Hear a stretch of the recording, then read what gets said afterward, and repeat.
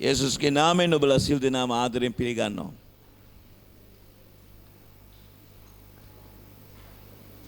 Hallelujah. දේ වචනේ ඔබ සමග තිබෙනවා නම් පෙළන ලූක් සුභාරංචි 19 වෙනි පරිච්ඡේදයට. ලූක් 19 වෙනි පරිච්ඡේදයට.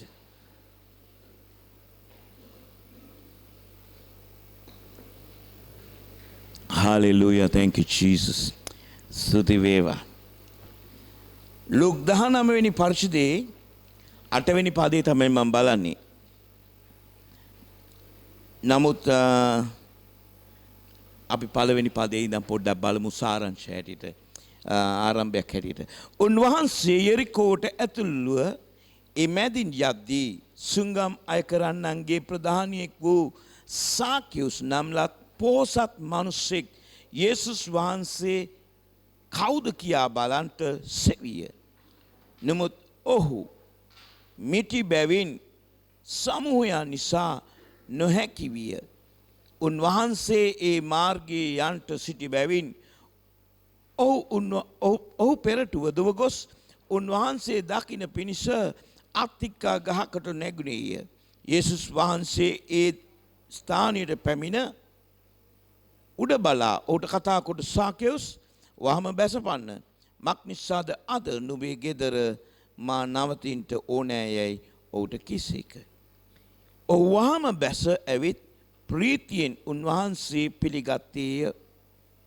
ඔවුනේ දැක උන්වහන්සේ පෞකාර මිනිසෙකු සමග නවාතැන් ගන්ට ගියසේකයි කියමින් සියල්ලෝම කොඳුළුය. සාකෙවුස් නැගිට සිට ස්වාමිනී මා සන්තක දෙකෙන් කොටසක් දිලිදුන්ට දෙමින් යමකුගෙන් අයුත්තේ යමක් ගෙන තිබේ නම් ඔහුට 4 ගුණයක් නැවත දෙමින් ස්වාමින් වහන්සේට කිව්වේ. යේසුස් වහන්සේ ඔහුට කියනසේක් ගැලවීම අද මේ ගෙදරට පැමිණියේය. ආමෙන්. සෙනෙහවන්ත සහෝදර සහෝදරිය අද පණිවිඩය තමයි යේසුස් වහන්සේව හමු වුණාට පසුව සාකෙවුස්ගේ ජීවිතය වෙනස් වුණා. අපි කී දෙනෙක් යේසුස් වහන්සේව හමු වෙලත් තාම අපේ ජීවිතය පරණ ආකාරයට තිබෙනවද? සාකෙවුස් කියන්නේ සුංගම් අය කරන මිනිසෙක්. ඒ කියන්නේ අනුන්ගෙනුත් අයිතු ලෙස ඔවුන්ට හිතන ගණන් අය කරගන්න මිනිසෙක්. බොහෝ ලාභ ලබපු පෝසත් මිනිසෙක් කියලා බයිබලයේ සඳහන් කරනවා.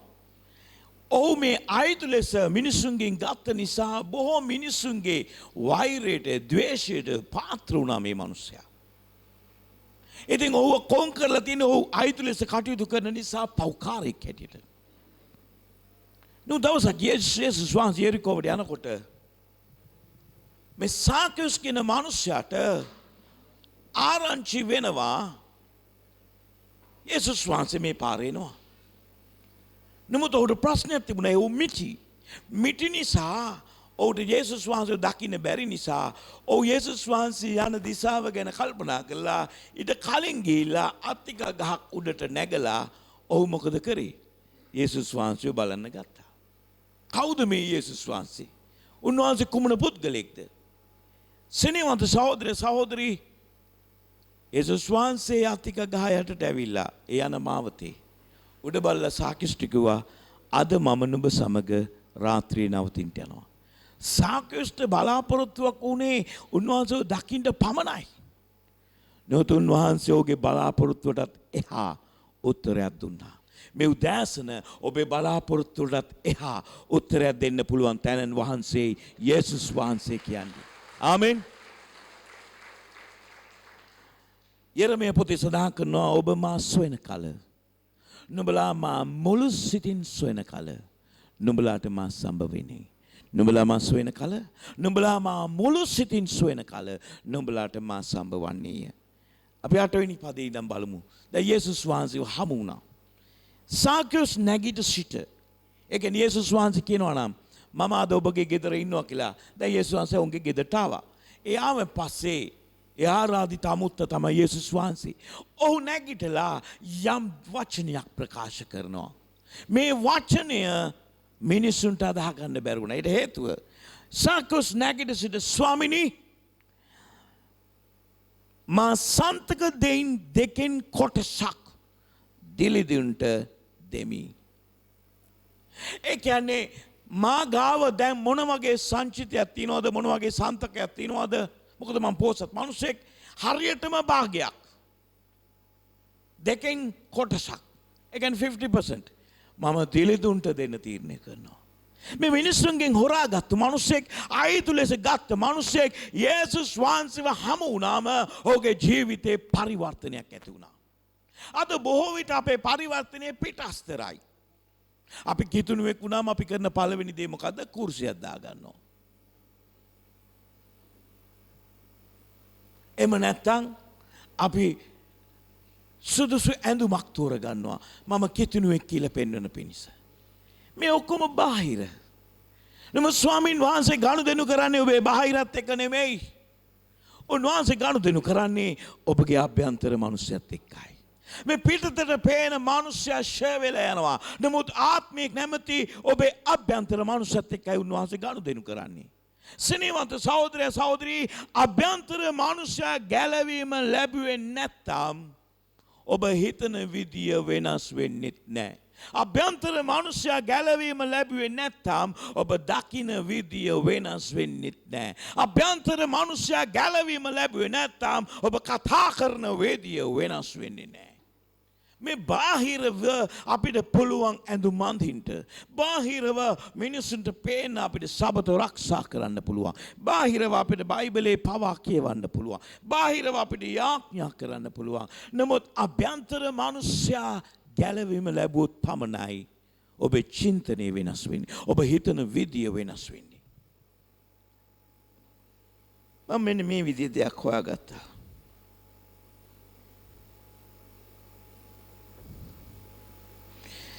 බයිබලයට අනුව සැබෑ පසුතැවිල්ලේ නිර්වචනය ක්‍රියාවේ වෙනසක් ඇති කරන චින්තනයේ පරිවර්තනයකි. නැවතත් කියන්නම්. බයිබලයට අනුව සැබෑ පසුතැවිල්ලේ නිර්වචනය ක්‍රියාවේ වෙනසක් ඇති කරන චින්තනයේ පරිවර්තනයකි. සිනීවන්ත සහෝදර සහෝදර ඔබ ගැලවීම ලැබුවා නම් ඔබ එදා කරපු හැම නපුරක්ම ඔබ නතර කරනවා විතරක් නොවේ ඒ වෙනුවට ඔබ ධර්මිෂ්ඨ ක්‍රිස්තුස් වහන්සේගේ ස්වරූපය අනුව කටයුතු කරනවා. උන්වහන්සේගේ දිලිඳුන්ට ප්‍රේම කරන්න සුභාරංචි දෙන්න.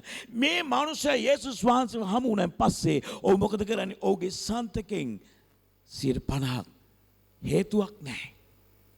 ඔහුට හදවතක් ඇවිල්ලා තිනවා මම දිලිඳුන්ට මේක දෙනවා. මේ හොරකම් කරපු මිනිසයා, මංකොල්ල කාපු මිනිසයා, දැහැගත්තු මිනිසයා, අනුන්ගේ දේ ගැන පෙරේත විදියට ආස කරපු මිනිසයා ඔහු තීරණය කරනවා බෙදා ගන්නට. එන මේක තමයි යේසුස් වහන්සේ මිනිස්සුගේ ජීවිතයට ආවම කරන දේ. දෙවනුව ඔහු මොකද කියන්නේ? යමකගෙන් අයුත්තේ යමක් ගෙන තිබේ නම් අනිවාර්යයෙන්ම ඔහු අයුතු ලෙසයි ගත්තේ. යමෙක්ගෙන් අයුතු ලෙස මම ගත්තා නම් මම 4 ගුණයක් දෙනවා. බලන්න. යමෙකුගෙන් අයුතු යමක් ගෙන තිබේ නම් ඔහුට 4 ගුණයක් නැවත දෙමි ස්වාමින් වහන්සේ කීසෙක්. ස්වාමින් වහන්සේට කීවේය. ස්නේහවන්ත සහෝදර සහෝදරී. අයුතු ලෙස කවුරු හරි ගත්තා නම් ඔහු කියනවා මම 4 ගුණයක් දෙනවා. මෙන්න මේක මේ පරිවර්තනයට තමයි ගැලවීම කියලා කියන්නේ. ඔබ යේසුස් වහන්සේව හඳුනන ඉස්සෙල්ලා යම් වැරදි ජීවිතයක් ගත කරා නම් යේසුස් වහන්සේ හමු වුණාන් පස්සේ ඒ ජීවිතේ වෙනස් වෙනවා නම් ඔබ ගැලවීම ලැබපු පුද්ගලෙක්. එසේ නැතුව ඒ ජීවිතේම ඒ විදියටම කටයුතු කරනවා නම් ඔබ ගැලවිලා නෙමෙයි ඔබ ඇලවිලා. බලන්න යේසුස් වහන්සේ කියන දේ 9 වෙනි පදේ. යේසුස් වහන්සේ ඔහුට කියනසේක් ගැලවීමද අද මේ ගෙදරට පැමිණියේය. ගැලවීමද අද මේ ගෙදරට පැමුණා. යේසුස් වහන්සේ මේ මිනිස්යාගේ ජීවිතයේ ක්‍රියාව දැකලායි කියන්නේ මේ මිනිස්සයා ගැලවුණා කියලා. මට මතකයි 1976 අපූර්ව සිද්ධියක් වුණා. මගේ තාත්තා එතකොට මට අවුරුදු 10යි. මගේ තාත්තා හොඳට බොන්න පුළුවන් මිනිස්සෙක්. දවසකට රා ගැලුම් එකමාරක් බොනවා. එයාගේ දෙවියෝ රාමදින මිනිස්සයා. හොඳට කන්න පුළුවන් හොඳට බොන්න පුළුවන්. ඊට පස්සේ යට කරන්න තියෙන ඔක්කොම නොසන්ඩාල වැඩ එයා කරන බිව්වට පස්සේ. තාත්තා එන වෙලාවේ අපි හැංගිච්ච අවස්ථාවන් බොහෝයි. තාත්තා ආපු වෙලාව ගෙදර එනකොට සමහර වෙලාවට අපි ඇඳයට පවා නිදාගත්තු අවස්ථාන් තියෙනවා. සමහරක් වෙලාවට එයා හොඳටම බීලා එයා ගෙදර එනකොට රෑ 10 මාරයි 11යි. එයා ඇවිල්ලා කොළඹ ඉඳන් 60ක්ම 30ක් පයාගලට තිනවා. කොහොම එනවද දෙයියෝ තමයි දන්නේ. නමුත් ගෙදර ආවෙන් පස්සේ එයා වැටෙනවා ගේ දොරෙන් භාගයක් ඇතුළට භාගයක් එළියට. තාත්තා පොඩි මිනිස්සෙක් නෙමෙයි. රාතල් 240ක් විතර බර මිනිස්සෙක්. අපි ඉතින් අවුරුදු 10 කොල්ලෝ දෙන්නයි අවුරුදු 7 කොල්ලයි අපේ අම්මයි අයියයි මල්ලි අපි දෙන්නයි මල්ලි අම්මයි පුළුවන් පැත්තකට අදිනවා. අපේ මල්ලි අපූර්ව තීරණයක් ගත්තා. අපේ අම්මගේ මහාන මෙෂිමේ තියෙන මේ ටේප් එක අරගෙන වැඩි කොටස බලනවා එළියටද ඇතුළටද වැරදිලාවත් එළියට නම් එළියට ඇදලා දොර වහනවා. උදේට හැබැයි බැනුම් ටික අහගන්නවා. වැරදිලාවත් ඇතුළට නම් ඇතුළට ඇදලා අපි දොර වහනවා. මේක අවුරුදු 10 අපි පොඩි කාලේ මම දැක්කා. නමුත් අවුරුදු 10 දී වෙනසක් දැක්කා. දවසක් අපේ තාත්තා අපි එතකොට රෝමානු කතෝලික. ඉතින් අපි හැමදාම සෙන් ඇන්තනීට කියනවා පහන පත්තු කළා අනේ ජේසුනේ අපේ තාත්තව හොඳ මිනිහෙක් කරන්න හොඳ මිනිහෙක් කරන්න. අම්මා කරන්න තියෙන හැම යාඥාවක්ම කරනවා. දවසක් අපේ තාත්තා බොන්නේ නැතුව ගෙදර ආවා. දැන් අපිට ප්‍රශ්නයක්. මොකද මෙයාගේ වෙනස? ඉතින් අපේ අම්මා hina වෙලා කිව්වා ඕක සතියයි. ඔයගේව මට ඕනන්ත කරලා තිනවා. සිනමන්ත සහෝදරයා දවස් සතිය වුණා, සතිය මාසෙ වුණා, මාසෙ අවුරුද්ද වුණා. අපේ තාත්තා බීම නතර වුණා. ඊට පස්සේ කතා කරන විදිය, එයා හැසිරෙන විදිය, එයා අපිත් එක්ක කටයුතු කරපු විදිය හත්පසින් වෙනස් වුණා.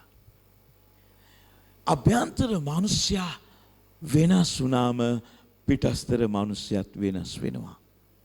හැබැයි පිටස්තර මිනිසයා වෙනස් වුණා කියන පළියට අභ්‍යන්තර මිනිසයා වෙනස් වෙන්නේ යන්නේ නැහැ.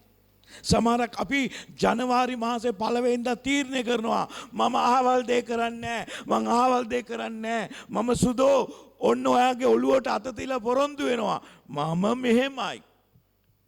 තුන්වෙනිදා පහුවෙනකොට පරණ ජොකිය එළියට එනවා. අර සෙල්ලමම දානවා. ආයිත් ඊළඟ ජනවාරි මාසේ පොරොන්දු වෙනවා. ඒ පිටස්තර මිනිස්යාගේ වෙනස් වීම. අද බොහෝ කිතුනුවෝ පවා ඉන්නවා දෙවියන් වහන්සේගේ වචනට පටහැනි ජීවිත ගත කරන. දේ වචනට අනුකූල නැති. අපි ඔවුන් ගැන දුක් වෙනවා මිස වෙන බලාපොරොත්තු තියාගන්න බෑ. ඔවුන් ඒ ජීවිත ගත කරන්නේ ඔවුන් සැබෑ පරිවර්තනයක්, සැබෑ ගැලවීමක් තාම ලබලා නැහැ. නමුත් ඔබට ස්වර්ගය ඕනේ නම්, ඔසවා ගැනීමදී ඔබ හසු වෙන්න ඕනේ නම් ඔබට සිදු වෙනවා සැබෑ ගැලවීමක් ඇති ජීවිතයක් ගත කරන්න. පෙරලන මා සමග දෙවෙනි කොරින්ති 5 වෙනි පරිච්ඡේදයට. මේ සාකස්ගේ ජීවිතය අපි දැක්කා. ඔව් යේසුස් වහන්සේව හමු වුණන් පස්සේ මේ ගත්තු මිනිහා බෙදන්න පටන් ගත්තා. පව් කරපු මිනිහා ධර්මිෂ්ඨකම් කරන්න පටන් ගත්තා. එපා කරපු මිනිස්සයව ආදරයට පාත්‍ර වුණා. ආමෙන්. 17 වෙනි පදේ කියන්නේ.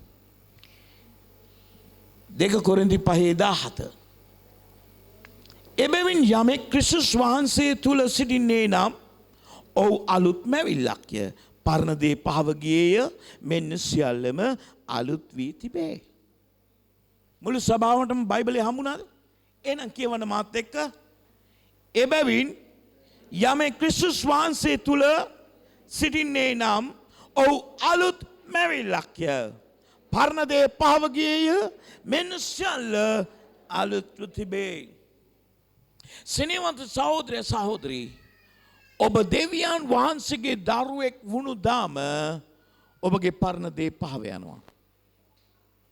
ඔබ දෙවියන් වහන්සේගේ දරුවෙක් වෙච්ච වෙලාවෙම ඔබට විරුද්ධව තියෙන ස්වභාවය ස්වාමින් වහන්සේ අයින් කරනවා. කොලොසි පොතේ 2 සඳහන් කරනවා අපිට එදිරිව තියෙන සියලු ලියකියවිලි කුරුසෙට තියලා ඇන ගසලා ඒවා මකලා දැම්මා.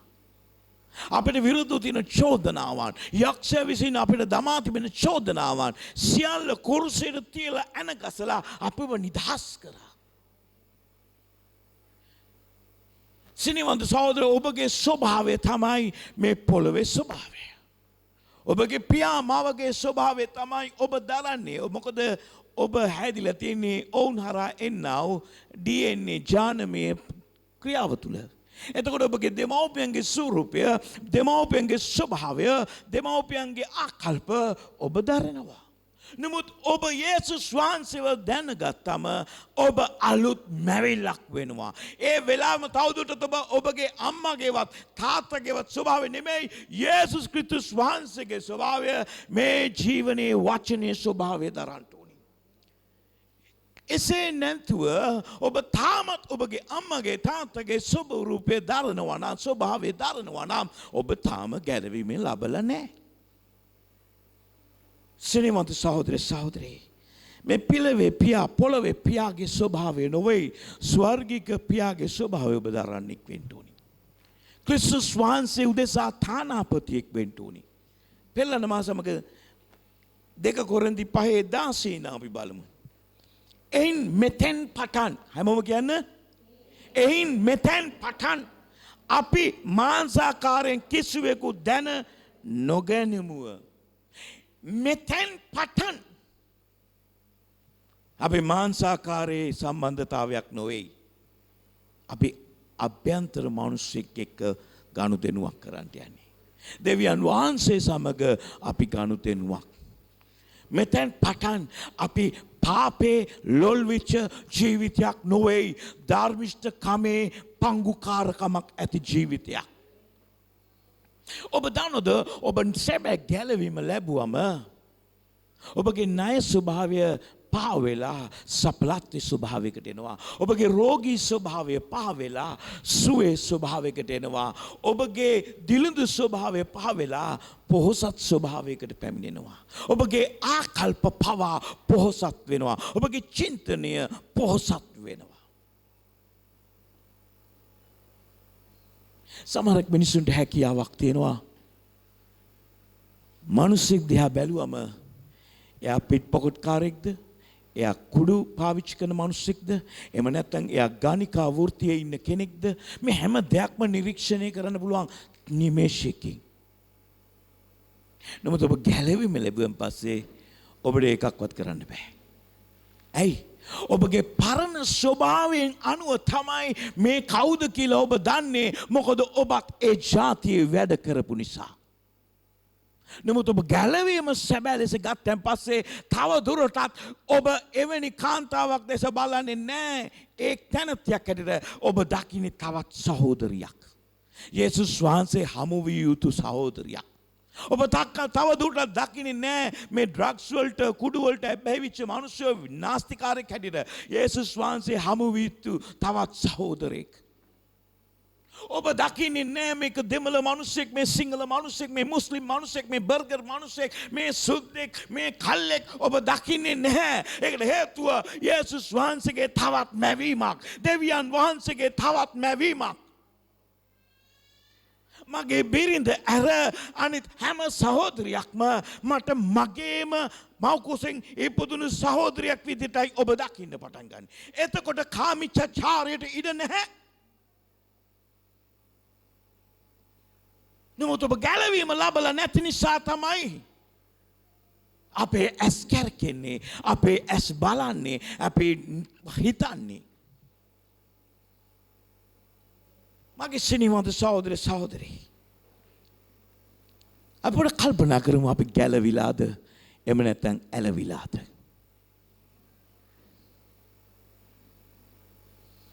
ඔබ සැබෑ ගැලවීම ලැබපු පුද්ගලයෙක් තුල ඔබගේ බිරිඳටවත් ඔබගේ පුරුෂයාටවත් කවදාක්වත් වංචාවක් වෙන්නේ නැහැ. ඔබගේ දරුවන්ට කවදාක්වත් අසාධාරණයක් වෙන්නේ නැහැ. මොකද ඔබ ගැලවීම ලැබු මිනිසෙක් නම් ඔබ දරන්නේ පියාණන් වහන්සේගේ ස්වරූපය. පියාණන් වහන්සේ කවදාක්වත් තම පුත්‍රයන් වහන්සේට අසාධාරණයක් කරේ නැහැ. පියාණන් වහන්සේ කවදාක්වත් උන්වහන්සේගේ දරුවන් වන අපට අසාධාරණයක් කරන්නේ නැහැ. උන්වහන්සේ කිසි කාලයකත් අපිව අනාථ කරන්නේ නැහැ. අපිව දාලා යන්නේ නැහැ. හැමදාම අපිට සපයලා අපිව බලා ගන්නවා.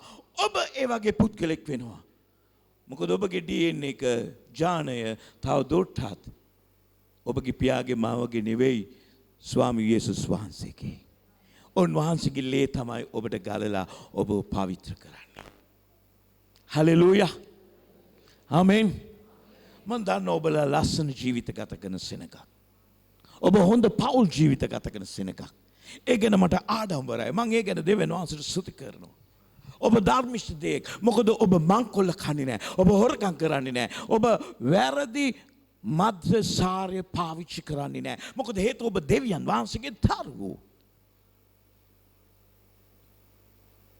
නෑ පාස්ටර් ෆන් එකට පොඩි කික් එකක්. ඔබේ කික් එක ශුද්ධාත්මයන් වහන්සේ. මොකද පාවුල්තුමා පේතෘස්තුමා කියනවා ක්‍රියා 3 වෙනි පරිච්ඡේදයේ නුඹලා සිතන්නාසේ මොවුන් මත් වෙලා නැහැ. එහෙනම් ඔවුන් මත් වෙලා කියන්නේ ඔබ සිතන જાතියෙන් නෙමෙයි ආත්මයන් වහන්සේගෙන්. මම නටන්නේ නමස්කාරය කරන වෙලාවේ බීපු නිසා නෙමෙයි පිරිච්ච නිසා. ඒ දෙවියන් වහන්සේගේ ආත්මෙන්. හලෙලූයා. ඔබ දන්නවද මගේ සීයා වගේත් මට වෙන්න තිබුණා, මගේ තාත්තා වගේත් මට වෙන්න තිබුණා. නමුත් මේ දෙකම වෙන්නේ නැතුව මගේ ස්වර්ගයේ තාත්තා වගේ මම වෙලා තියෙන්නේ. මගේ DNA වෙනස් වුණා. මොකද 7 වෙනි පදයේ සඳහන් කරනවා එබැවින් යමෙක් ක්‍රිස්තුස් වහන්සේ තුල සිටින්නේ නම් ඔව් අලුත් මැවිලක්ය. අලුත් මැවිලක් වෙන්න නම් පරණ දේ පහ වෙන්න ඕනේ. සමහරක් දරුවෝ ඉන්නවා අම්මලාට ගරු කරනවා. වතුර බෞතිස්මෙන් පස්සේ ඔවුන් දෙමව්පියන්ට ගරු කරනවා. බෞතිස්ම ලබන්න ඉස්සෙල්ලා ඔවුන් දෙමව්පියන්ට ගරු කරේ මෙමයයි. අම්මේ මේ මගේ මොකාවද අවුස්ස ගන්න එපා. දැන් වතුර බෞතිස්ම ලබලා දැන් මොනවා කියනව ඇද්ද? අම්මේ මේ මගේ යකා අවුස්ස ගන්න එපා. ගැලවිලාද ඇලවිලාද සභාව කියන්නේ? මට ඇහුන්නේ නැහැ. මට නිකන් ඇහෙන්නේ ඇලවිලත් නිකන් ගැලවිලා වගේ කියලා. හයියෙන් කියන්න. ඒ කියන්නේ ගැලවීම ලබලා නැහැ. පරණ මිනිස්සයා පහ වුණොත් විතරයි නව මැවිල්ලක් ඔබට දකින්න පුළුවන්. දැන් අම්මලා ඕක බස්තමක් හැටියට තියාගන්න එපා. උඹ බෞතිස්ම ලබලා ඉන්නේ. උඹට ඔහොම කතා කරන්න බෑ. අම්මා ඉස්සෙල්ලා ගැලවිලා ඉන්න. වෙනස ඇති කරන්නේ ඔබවත් ඔබගේ අම්මවත් ඔබගේ තාත්තවත් ඔබවත් නෙමෙයි ශුද්ධාත්මයන් වහන්සේ. දිනපතා බයිබලයේ කියවනකොට ඔබ වෙනස් චරිතයක්. ඔබ වෙනස් පුද්ගලෙක්. ප්‍රේමය බොහෝ ඉවසිලිවන්තය. ප්‍රේමය නපුර ගණන් ගන්නේ නැහැ. ප්‍රේමය හැමතිස්සෙම යහපත ගැන කටයුතු කරනවා. යේසුස් වහන්සේගේ ප්‍රේමයේ මිනිසෙක් වෙන්න. යේසුස් වහන්සේගේ ප්‍රේමයේ මිනිසෙක් වෙන්න. යේසුස් වහන්සේගේ ස්වරූපය දරන්න. එබැවින් යමෙක් ක්‍රිස්තුස් වහන්සේ තුල, ක්‍රිස්තුස් වහන්සේ තුල කියන්නේ හැමෝම. ක්‍රිස්තුස් වහන්සේ තුල, ක්‍රිස්තුස් වහන්සේ තුල, ක්‍රිස්තුස් වහන්සේ තුල, ක්‍රිස්තුස් වහන්සේ තුල, මම ක්‍රිස්තුස් වහන්සේ තුල. ආමෙන්. Keden දැක්කද ජේසුස් වහන්සේ 31 රෑ කියනවා you're my one and only one I'm your lapate keselkang. කේදෙන කවවද ජේසුස් එක කියනවා. හැබැයි ක්‍රිස්තියානි කියන අය ඕක කියනවා. ඔබ දන්නවද බයිබලයේ තියෙනවා පටු පාරයි පළල් පාරයි. කී දෙනෙක් අහලා තියෙනවද ඒක? බයිබලයේ තියෙනවා පටු පාරයි පළල් පාරයි. බොහෝ දෙනෙක් කියන්නේ පළල් පාරේ. මම දහම් පාසල් යන කාලේ මම හිතුවා මේ පළල් පාරේ යන්නේ ජේසුස් වහන්සේව ජීවිතේට දන්නේ නැති අන්‍යාගමික මිනිස්සු කියලා. නේද මේ ළඟදී ආත්මයන් වහන්සේ ලස්සන කතාවක් මට කිව්වා. හෝලි ස්පිරිට් කිව්වා. පළල් පාරේ යන්නේ ක්‍රිස්තියානි මිනිස්සු. පටු පාරේ යන්නේ ක්‍රිස්තියානි අය. ඔගොල්ලෝ දන්නවද දෙකේ වෙනස? පළල් පාරේ යන්නේ හානි. ක්‍රිස්තියානි ධර්මයට හානි පමුණවන ජේසුගේ නම කියාගත්තු ඒත් පරිවර්තනයක් නැති මිනිස්සු. ඒගොල්ලන්ට මම තව නමක් කියනවා. ඒ නම තමයි නපකි. අයියෙන් කියන්න ළඟ ඉන්න කෙනාට කියන්න නපකියෙක් වෙන්න එපා කියලා. දැන් ඔයගොල්ලෝ කිව්වට පුතා කිව්වද? නපකියෙක් වෙන්න එපා කියන්නේ. ළඟ ඉන්න කෙනාට කියන්න නපකියෙක් වෙන්න එපා කියන්නේ. දැන් මේ නපකි කියන එකේ තේරුම දන්නවද?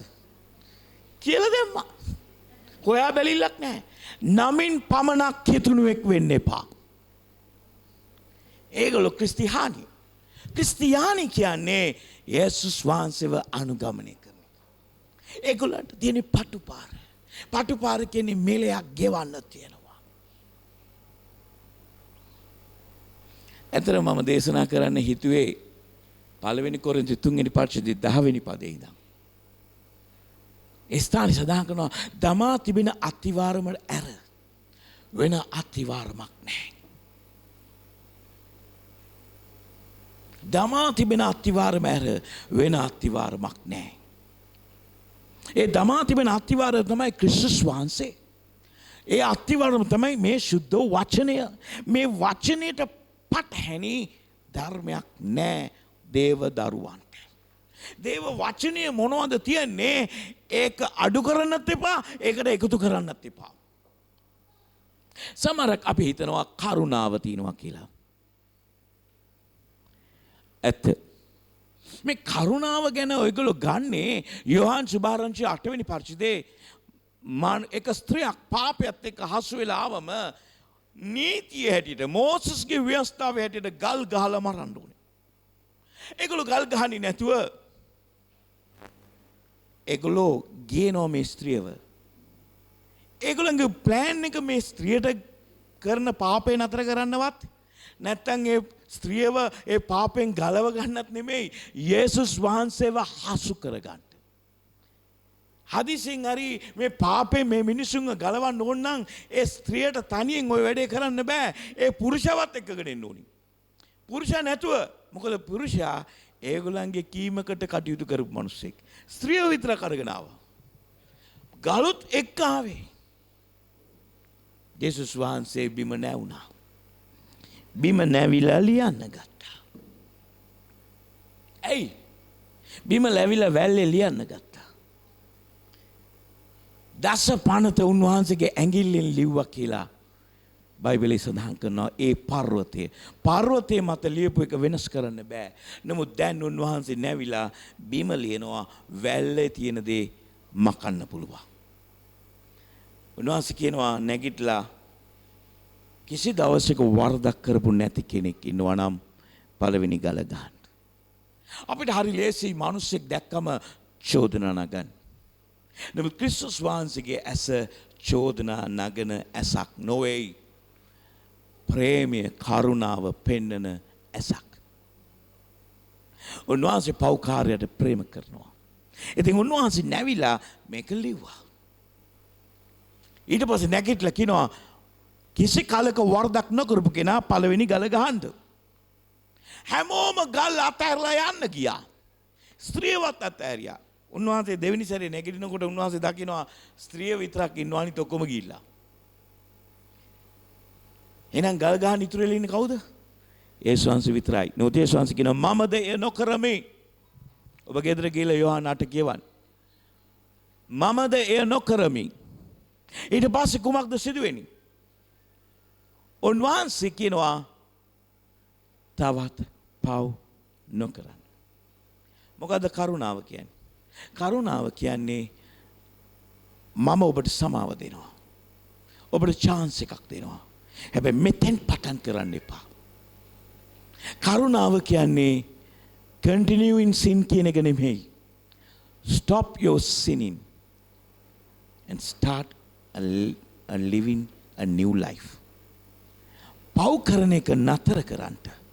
පාපය තුල දිගටම පැවතින්න එපා. පව් කරන එක නතර කරලා ධර්මිෂ්ඨ ජීවිතයක්, අලුත් ජීවිතයක් ගත කරන්න. පරණ දේ පහව ගියේය, මෙන්න සියල්ල අලුත් වුණේය. ආමෙන්. හලෙලූයා. සිනේවන්ත සහෝදර සහෝදරී, මේ ස්ථානයේ සඳහන් කරන එබැවින් යමෙක් ක්‍රිස්තුස් වහන්සේ තුල සිටින්නේ නම් ඔහු අලුත් මැවිල්ලක්ය. පරණ දේ පහව ගියේය, මෙන්න සියල්ල අලුත් වුණේය. දැන් යේසුස් වහන්සේ ඔබ මේ තැනට ගෙනලා අතහරින්නේ නැහැ. ඔබව එතනින් එහාට ගෙනිනවා. බලන්න 20 වෙනි පදේ. 5:20 දෙවෙනි කොරින්ති. එබැවින් දෙවියන් වහන්සේ අප ලවා ඉල්වන්නක් මෙන් අපි ක්‍රිස්තුස් වහන්සේ වෙනුවෙන් තානාපතියෝ සිට දෙවියන් වහන්සේ හා සමග වෙලා යයි ක්‍රිස්තුස් වහන්සේ වෙනුවෙන් නුඹලාගෙන් ඉල්ලමුව. මෙන්න මෙතන තමයි අපි අමාරු වෙටෙන්නේ. අපි අලුත් මැවිල්ලක් වෙන්න පුළුවන්.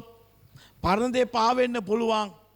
නමුත් ඔබට මට පුළුවන් ද ක්‍රිස්තුස් වහන්සේ වෙනුවෙන් පෙනී හිටින්න. තානාධිපති කෙනෙක් කියන්නේ අපි තව කෙනෙක් වෙනුවෙන් පෙනී සිටිනවා ඒ ස්වරූපයට, ඒ ස්වභාවයට. ඔබ ක්‍රිස්තුස් වහන්සේ වෙනුවෙන් පෙනී සිටින මිනිසෙක් නම් ක්‍රිස්තුස් වහන්සේ යම් විදියට හිතුවද, ක්‍රිස්තුස් වහන්සේගේ යම් ස්වභාවයක් දැක්කද, ඒ ස්වභාවය ඔබ තුලින් අන්‍යෝ දකින්න ඕනේ. අපි ආපහු කියමු බලන්න සිල් දනම 20 වෙනි පදේ.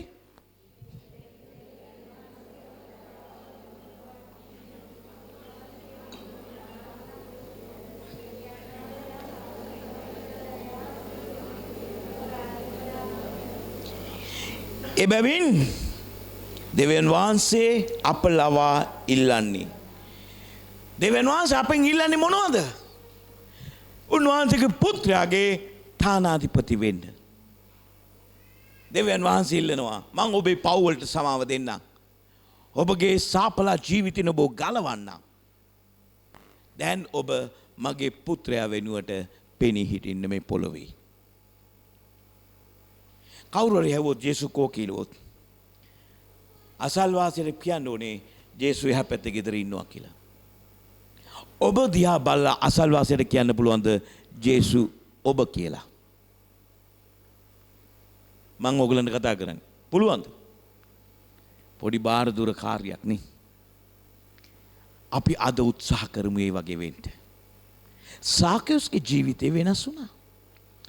ගත්තු දේ බෙදන්න ගත්තා. අනිත් ඇඟෙන් අයිති ලෙස ගත්ත මිනිස්සයා සාධාරණටත් එහා ගිහිල්ලා බෙදුවා. අන්න ජීවිතේ පරිවර්තනය. එහෙනම් ඔබ මගේ පියාගේ කතාව ඇහුවා. හොඳට කන කොකා වගේ බොන මිනිස්සයා නොබී ගෙදර ආවා. අපිට පුදුමයක්. ඔබගේ අසල්වාසයට පුදුමයක්ද ඔබගේ ජීවිතය? එහෙනම් ඔවුන් ජේසුස් වහන්සේව දකිනවා. හලෙලූයා. ඔබගේ හැසිරීම ඔබගේ ගෙදරටම පුදුමයක් නම් ඔබ යේසුස් වහන්සේව නියෝජනය කරනවා. එබැවින් දෙවියන් වහන්සේ අප ලවා ඉල්ලන්නක් මෙන් අපි ක්‍රිස්තුස් වහන්සේ වෙනුවෙන් තානාපතියෝ සිට දෙවියන් වහන්සේ හා සමග වෙලා යයි ක්‍රිස්තුස් වහන්සේ වෙනුවෙන් නුඹලාගෙන් ඉල්ලමි. මෙච්චරයි උන්වහන්සේගේ වචන ඉල්ලන්නේ. ක්‍රිස්තුස් වහන්සේ මෙතන හිටියොත්, ඒ කියන්නේ ඔබගේ ගෙදර, ඔබ මෝන පාන කාරණේ, ඔබගේ ප්‍රශ්නේ, ඔබට ප්‍රශ්නයක් ආවම ක්‍රිස්තුස් වහන්සේ ඔබ ඉදිරියේ හිටියොත් ඔබ උත්තර දෙන්නේ කොයි විදිහටද? ඔබ හැසිරෙන්නේ කොයි විදිහටද? ඔබ කටයුතු කරන්නේ කොයි විදිහටද? දැන් පොඩ්ඩක් හැරලා බලන්න. පෞගේ දවස්වල නැත්නම් පෞගේ වසරේ 2021 2020 2019 ඔබ හැසිරුනේ ක්‍රිස්තුස් වහන්සේගේ තානාධිපතියෙක් හැටියටද? එහෙම නැත්නම් යක්ෂයාගේ තානාධිපති කෙනෙක් හැටියටද? පොඩ හිතන්න. ඔබගේ ක්‍රියාව යක්ෂයවද නියෝජනය කරන්නේ ක්‍රිස්තුස් වහන්සේවද නියෝජනය කරන්නේ? ඔබ මුණ පාපු ප්‍රශ්නේදී ජේසු හිටියානම් මොන වගේ ක්‍රියාවක්ද උන්වහන්සේ ගන්නේ? ඔබ ඒක ගත්තද? ගත්තේ නැත්නම් සමාව ඉල්ලන්න. සාකියුස්ගේ අභ්‍යන්තර පරිවර්තනයයි දෙවියන් වහන්සේ කිව්වා ගැලවීම අද මේ ගෙදරට ආවා. ඔබගේ අභ්‍යන්තර පරිවර්තනය වචනය දමා තිබෙන අත්තිවාරම ඇර වෙන අත්තිවාරමක් නැහැ. මේ අනුව ඔබ ජීවත් වෙනවා නම් අද මේ මොහොතේ ඔබේ ගෙදරට ගැලවීම. ආමේන්. අපි දුර්වල මිනිස්සු. කවුරුත් සර්ව සම්පූර්ණ නැහැ. නමුත් අපව කැඳෙව්වේ සර්ව සම්පූර්ණ වෙන පිණිසයි. පිලිප්පි පොතේ සඳහන් කරනවා තෝරා ගත්තවුන් කැඳවනු ලැබුවා, කැඳවනු ලැබුවා අයව ධර්මිෂ්ඨ කරනු ලැබුවා, ධර්මිෂ්ඨ කරන අයව මහිමය කරනවා. රෝම පොතේ ඒ සඳහන් කරනවා තෝරා ගත්තවුන් කැඳවනු ලැබුවා, කැඳවුවන් ධර්මිෂ්ඨ කරනවා, ධර්මිෂ්ඨ කරන අයව මහිමයට පමුණුවනවා. ඔබ තෝරාගත්ත කෙනෙක්, ඒකයි ඔබ මෙතන ඉන්නේ. ඔබ කැඳවපු කෙනෙක්, ඒකයි අනිවාර්යයෙන්ම ඔබ මෙතන ඉන්නේ. මේ වචනේ අහනකොට ඔබ ධර්මිෂ්ඨ වෙන්න පටන් ගන්නවා. හලෙලූයා. කුමක් සඳහාද? ඔබ මහිමයට පත්වන පිස. ඔබ මහිමය කියන්නේ ඔබ ක්‍රිස්තුස් වහන්සේ වෙනුවෙන් පෙනී සිටින තානාධිපතිවරයෙක්. ඔබ දැක්කම ක්‍රිස්තුස් වහන්සේව මිනිස්සු දකින්න යනවා. හලෙලූයා. ඔබ දන්නවද සමහරක් පාසස්ලගේ වයිෆ්, පාසස්ලගේ දරුවෝ තමුන්ගේ පුරුෂයාව නැත්නම් තමුන්ගේ පියාව දකින්නේ නැහැ ගෙදර පූජකයා හැටියට. ඔවුන් පූජකයා හැටියට දකින්නේ ඔවුන් දකින්නා ඒ මොඩල් එක, ක්‍රිස්තුස් වහන්සේගේ මොඩල් එක දකින්න දේවදාසයමයි. මොකද වයිෆ් දන්නවා හස්බන්ඩ්ගේ හැසිරීම මොකක්ද කියලා. එම නිසා වයිෆ් කැමති නෑ හස්බන්ඩ්ව තමුන්ගේ පාස්ට් හැටියට ගන්න. නමුත් ආර්ථික අවශ්‍යතාවය නිසා, මුදල් මේ අවශ්‍යතාවය නිසා, ජීවිකාව ගෙන යන්න ඕන නිසා, දරුවන්ගේ පැවැත්ම, තමුන්ගේ පැවැත්ම නිසා පොඩි ඩ්‍රාම එකක් යනවා. නමුත් අභ්‍යන්තරව ඒගොල්ලෝ කැමති යාඥාවක් ලබා ගන්න තම පාස්ටර් පියා පුරුෂයාගෙන් නෙවෙයි, ආත්මිකයි කියලා ඔවුන් දකින ආත්මික පාස්ටර් කෙනෙක්ගෙන් අත තියලා යාඥා කරගන්න. මේක සාමාන්‍ය ප්‍රශ්නයක්. මේක සුදුසු ප්‍රශ්නයක්වත් යහපත් ප්‍රශ්නයක්වත් නෙමෙයි. මේක අයහපත් ප්‍රශ්නයක්. ඒට හේතුව දේවදාසයා පවා ගැලවිලා නැහැ.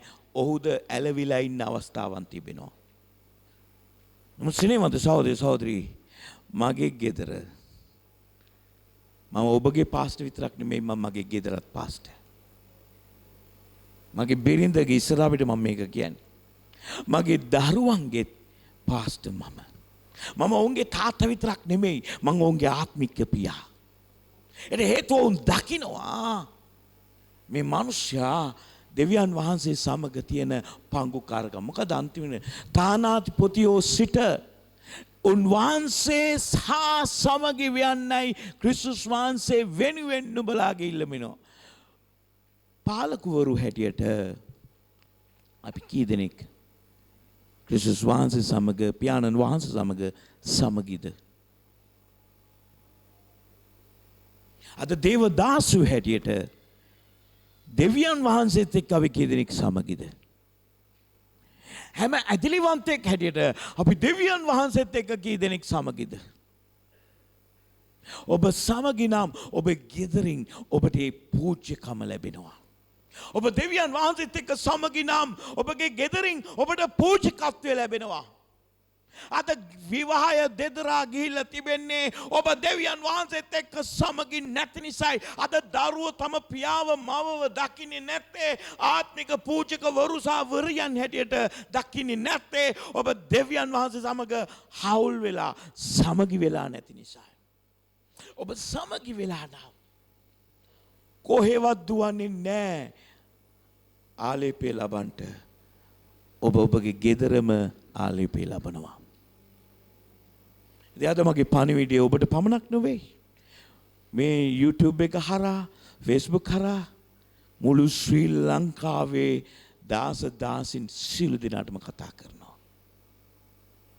මගේ සෙනෙහවන්ත සහෝදරය සහෝදරී, ඔබ දෙවියන් වහන්සේ සමග සමගිකමක් කරනවා නම් ඔබ පාපයට සමග පංගුකාරකමක් නැහැ.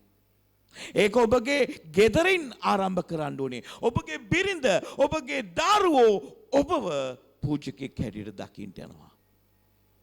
මගේ ශ්‍රීමන්ත සහෝදරයා සහෝදරිය ඔබට මම කියනවා, ඔබත් දෙවියන් වහන්සේට මෙහෙ කරන මිනිසෙක්. පාස්ටර් කියන ටයිටල් එක නැතුණාට ඔබත් රාජකීය පූජකෙක්. දෙවියන් වහන්සේගේ දරුවෙනි ඔබලා සියලු දෙනාම රාජකීය පූජකයෝ. එම නිසා ගෙදර ඒ පූජකත්වය ලැබෙන පිණිස දෙවියන් වහන්සේ සමග පංගුකාර ජීවිතයක්. ස්වාමින් වහන්සේගේ මේසෙන්ද යක්ෂයාගේ මේසෙන්ද නුඹලාට බොන්ට නොපුළුවන සහභාගී වෙන්න බෑ. ඔබ දෙවියන් වහන්සේ සමග පංගුකාරකමක් නම් ඔබ යක්ෂයාගේ සියලු ක්‍රියා ඔබ ඉවත් කරන්න ඕනේ. යක්ෂයාගේ සියලු ක්‍රියා ඔබ අයින් කරන්න ඕනේ.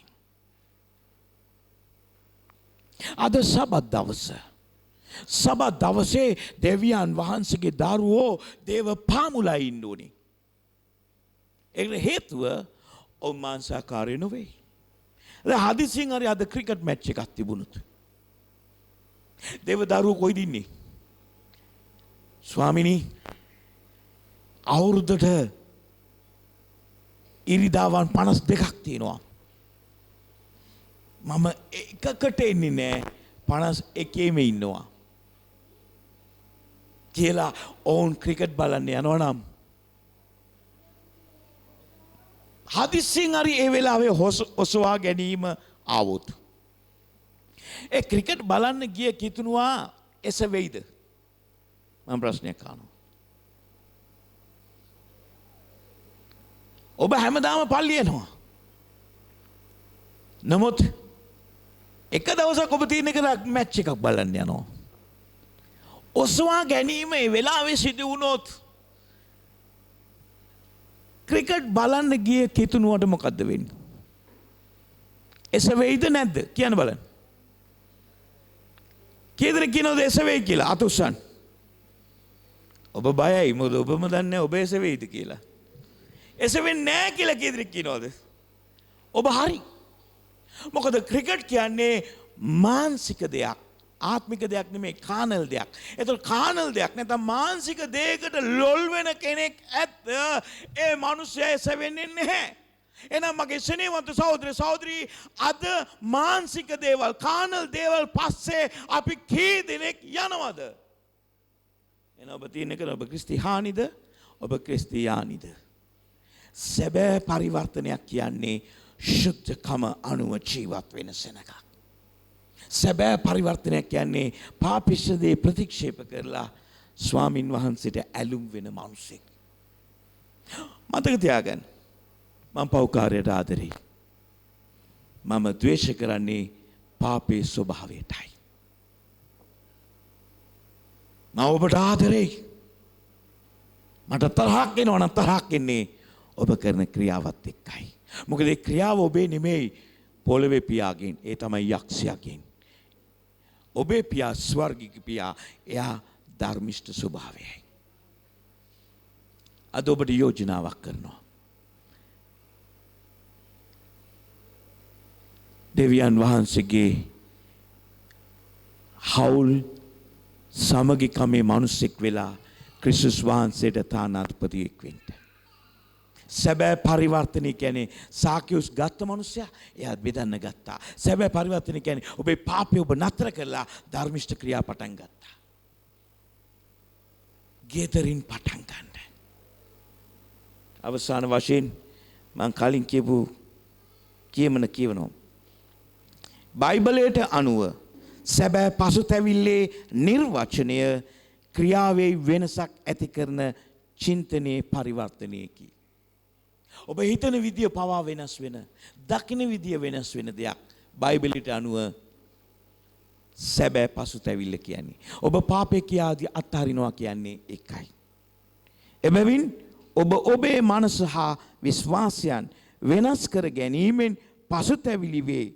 ඔබේ වෙනස් වූ මනසට අනුකූලව ඔබ ක්‍රියා කරන විට ඔබ ඔබේ පසුතැවිල්ල ප්‍රදර්ශනය කරයි. The definition of true repentance according to the Bible is a transformation in thinking that leads to a change in action. So you repent by being changed in your mind and conviction when you take action in accordance with your changed mind. You demonstrate your repentance. ඔබ විදහා දක්වන ඔබගේ පසුතැවිල්ල ධර්මිෂ්ඨ ක්‍රියා ආරම්භ කරමින් පාපිෂ්ඨ ක්‍රියා නතර කිරීමෙන්. අපි ඇස් දෙක වහගමු. සාක්‍යුස් යේසුස් වහන්සේට හම්බ වුණා පස්සේ ඔහුගේ ජීවිතේ වෙනසක් වුණා. මේ ස්ථානින් ඉන්න හැම කෙනෙක්ම යේසුස් වහන්සේව හමු වෙලා ඉන්නේ. ඔබේ ජීවිතේ වෙනස් නැත්නම් ඇස් දෙක වහලා කියන ස්වාමිනී මට උදව් කරන්න. මගේ පරණ ස්වභාවය පහ කරලා මට අලුත් ස්වභාවයක් දෙන්න. දෙවියනි මට උදව් කරන්න. ඔබ සමග සමගි වෙලා යේසුස් වහන්සේගේ තානාධිපතියෙක් වෙන්න. එම්බැසිඩර් කෙනෙක් වෙන්න. යේසුස් වහන්සේව වෙනුවෙන් පෙනී සිටින්නෙක් වෙන්න. මේ ලෝකයට, මගේ ගෙදරට, මේ සභාවේ සහෝදරයන්ට ස්වාමිනී මට උදව් කරන්න. යේසුස් වහන්සේගේ නාමයෙන්. ආමෙන්.